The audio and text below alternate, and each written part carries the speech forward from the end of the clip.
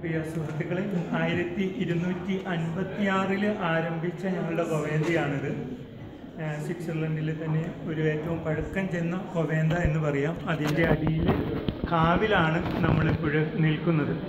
പണ്ട് ഇത് പച്ചക്കറി കൃഷി ചെയ്ത് കൊണ്ടുവന്ന് സൂക്ഷിച്ചിരുന്ന സ്ഥലമാണ്. ഇവിടെ വന്ന് ആ പാവങ്ങൾക്കെല്ലാം കൃഷി ചെയ്ത് അത് വിഭജിച്ച് കൊടുക്കുമായിരുന്നു. ഇപ്പോൾ 4 വർഷം മുമ്പ് തുടങ്ങിയ റിനോവേഷൻ വർക്ക് അതിൻ്റെ പൂർത്തീകരണത്തിൽ എത്തിയതിൻ്റെ ആഘോഷത്തിലാണ് ഇപ്പോഴും നമ്മൾ ആയിരിക്കാം.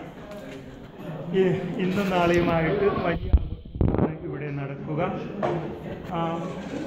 ഫ്രീബുർഗിലെ ജനങ്ങൾ, ഒരുപക്ഷെ സ്വിറ്റ്സർലൻഡിൽ തന്നെ ജനങ്ങൾ തങ്ങളുടെ പൈതൃക സ്വത്തായിട്ട് കാണുന്ന ഒരു വലിയ ആശ്രമമാണ് ഇവിടെ. അനേകം ആർട്ട് വർക്കുകളും 11ാം നൂറ്റാണ്ട് തുടങ്ങിയുള്ള ബുക്കുകളും പാർച്ച്മെൻറ്റ്സും ഒക്കെ അടങ്ങുന്ന ഒരു ആശ്രമമാണ്. ഇന്നലെ ഫ്രീബുർഗ് ടൗണിലെ എല്ലാ മിനിസ്റ്റേഴ്സും, ഫ്രീബുർഗ് സ്റ്റേറ്റിൻ്റെ എല്ലാ മിനിസ്റ്റേഴ്സും ഇവിടെ ഉണ്ടായിരുന്നു. അതുപോലെ തന്നെ സ്വിറ്റ്സർലൻഡിലെ മിനിസ്റ്റേഴ്സും എല്ലാം വന്ന് പങ്കെടുത്ത വലിയൊരു ചടങ്ങായിരുന്നു.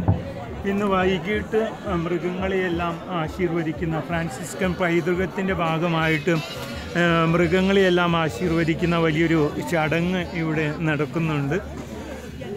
അതിനുശേഷം വലിയ ഒരു കൺസേർട്ട് നടക്കുന്നുണ്ട്. എല്ലാവരെയും അതിലേക്ക് ക്ഷണിച്ചിട്ടുണ്ട്. ഏറ്റവും മനോഹരമായിട്ട് ഫ്രീബുർഗിൽ നമുക്ക് കണ്ടെത്തുവാനായിട്ട് സാധിക്കുന്ന ഒരു പ്രദേശമാണ്. പ്രകൃതി മനോഹാരിത കൊണ്ടും ഇതിൻ്റെ ചരിത്ര പ്രാധാന്യം കൊണ്ടുമൊക്കെ വളരെ പ്രാധാന്യം അർഹിക്കുന്ന ഒരു ഏരിയയിലാണ് നാം ഓരോരുത്തരും ഇപ്പോൾ ആയിരിക്കുക. ഇത് ജനങ്ങൾക്കായിട്ട് കൂടി ഇപ്പോഴും നമ്മൾ തുറന്നു കൊടുത്തിരിക്കുകയാണ്.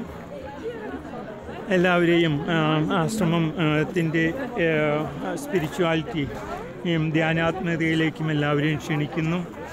ധ്യാനപൂർവം നടക്കാനും ആശ്രമം മനസ്സിലാക്കാനും വിശ്വാസം മനസ്സിലാക്കുവാനുമൊക്കെ ആയിട്ട് എല്ലാവരെയും പ്രത്യേകം ക്ഷണിക്കുകയും ചെയ്യുന്നു. പാറാണിച്ചേട്ടന് വേണ്ടി ഫ്രീബുർഗ് പൂവാത് കോർദിലിയിൽ നിന്നും ഫ്രാൻസിസ് പറമ്പിൽ.